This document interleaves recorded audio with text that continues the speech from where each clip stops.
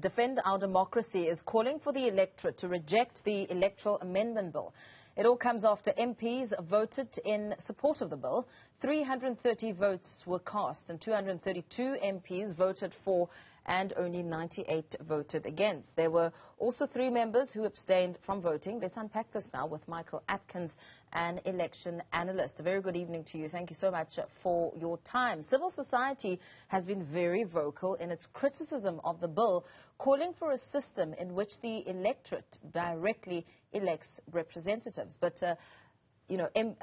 clearly MPs don't agree with this. Yes, that's correct. But I think some of the opposition has been a little mischaracterized. It is not that people are saying, we don't like the option you've chosen. A very clear claim is being made that the system chosen is unfair.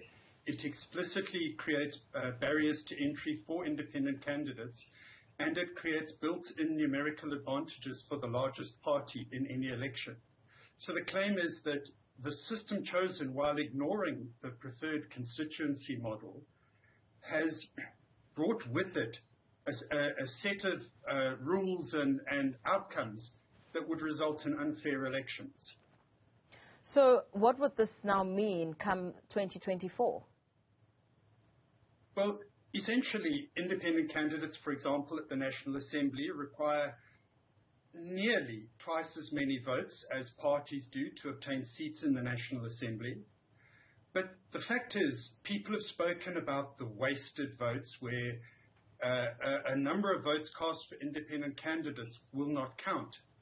But in a proportional representation system, what happens is that those discarded votes are basically shared among the parties, but shared in a way that is biased in favor of the largest parties.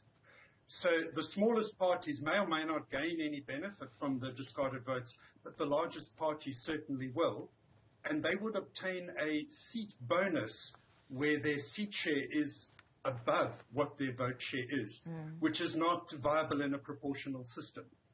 Yeah.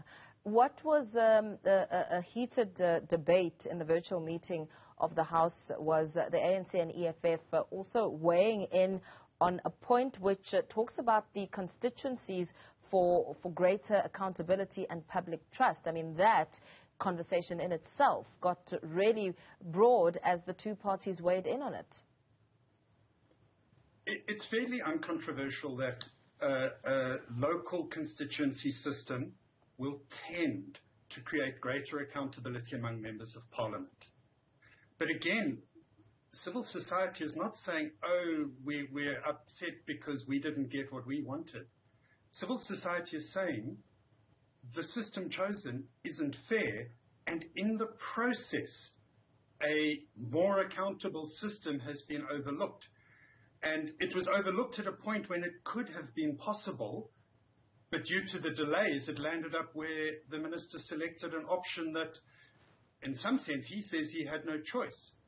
So the more accountable system, yes, it is a benefit, but it's because the alternative doesn't work that civil society is protesting.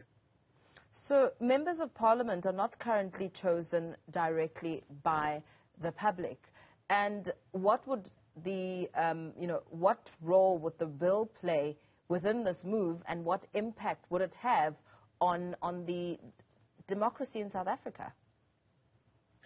Well, the bill creates a confusing situation because, yes, independent candidates can stand. But, for example, for the National Assembly, there are 2 ballots.